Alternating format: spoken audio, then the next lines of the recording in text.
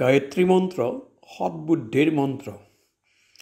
ওম ভূৰ্ভুৱঃ স্বঃ তৎসবিতুৰ্বৰেণ্যং ভৰ্গো দেৱস্য ধীমহি ধিয়ো য়ো নঃ প্ৰচোদয়াৎ। আজিৰ কাহিনী প্ৰকৃত সাধনা সচ্চি সাধনা। এদিনাখন এজন জধলা মানুহ দাৰ্শনিক এৰিষ্টটলৰ ওচৰ চাপি আহিল আৰু ব্ৰহ্মৰ বিষয়ে জানিবলৈ ইচ্ছা কৰিলে। তেওঁৰ চুলিবোৰ আছিল অপৰিপাটি, শৰীৰ আৰু কাপোৰবোৰ আছিল লেতেৰা।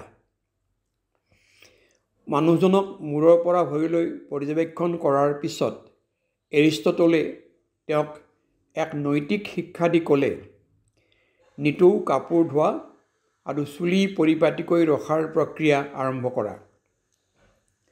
সাধনা অইন একো নহয়, নিজৰ ভুলবোৰ শুধৰাই চলাৰ নিৰন্তৰ প্ৰক্ৰিয়াকহে সাধনা বোলে। ইয়ে আমাক পৰমাত্মাৰ ওচৰলৈ লৈ যায়। ধন্যবাদ।